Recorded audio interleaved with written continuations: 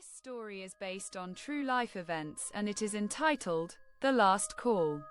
In the quiet town of Eldama Ravine, nestled in the green highlands of Kenya's Rift Valley, mornings began with the chirping of birds and the distant hum of motorbikes.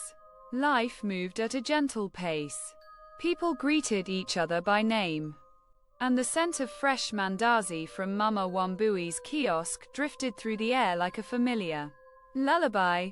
Among the town's many stories, one stood out, not because it was loud or dramatic, but because of how quietly it began. Akinyi and Kamau were the kind of couple that made love look effortless. She was a school teacher, known for her soft voice and the way she could calm even the rowdiest classroom. He was a mechanic, always with grease on his hands and a smile on his face. They had met at a cousin's wedding, where Kamau had fixed the DJ's broken speaker just in time for the first dance. Akinyi had been impressed, not just by his skill, but by the way he laughed at his own jokes. They dated for 3 years.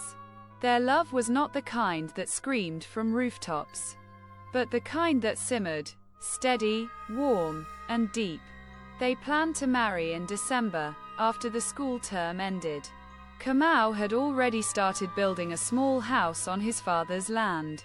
Akinyi had picked out the curtains. But life, as it often does, had other plans. It was a Thursday morning in July when Akinyi boarded a matatu to Nakuru. She was attending a teacher's workshop, just a day trip. Kamau had kissed her forehead and handed her a packed lunch. "Call me when you get there," he said. She never did. The matatu never made it past the escarpment. At 10:42 a.m., a lorry carrying construction materials lost its brakes on the winding descent. Witnesses said the driver honked frantically, swerving to avoid oncoming traffic. But the road was narrow, and the matatu was in its path. The collision was brutal. Metal twisted like paper. Screams echoed through the valley. By the time emergency services arrived, it was too late for most passengers. Akinyi was among them. Back in Eldama Ravine, Kamau was under a car hood when his phone rang. It was Akinyi's friend, Werimu, sobbing. "Kamau, it's Akinyi. There's been an accident." He didn't wait for details. He dropped his tools, jumped on his motorbike, and sped off toward the crash site. The road to the escarpment was treacherous, sharp turns, loose gravel, and a mist that clung to the hills like a shroud. But Kamau rode like a man possessed. He never made it. At 11:15 a.m., just a few kilometers from the crash site, Kamau's bike collided with a pickup truck.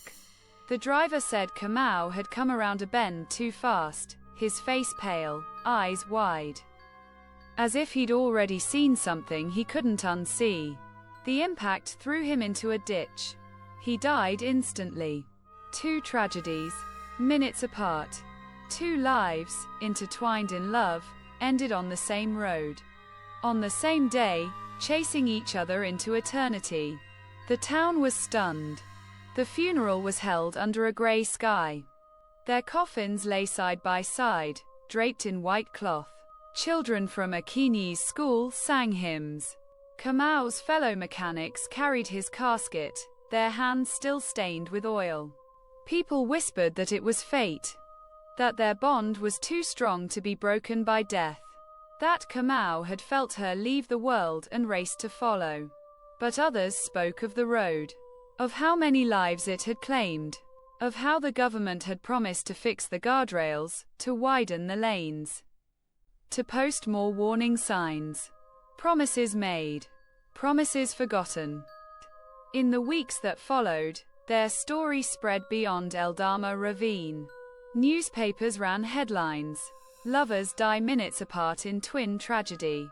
Social media lit up with tributes. Strangers wept for a couple they'd never met. But for those who knew them, the pain was quieter.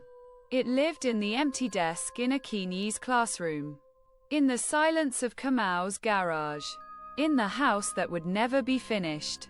And yet, in that silence, there was also something else. A kind of peace. A belief that somewhere, beyond the hills and the mist, Akinyi and Kamau had found each other again. Together. Always.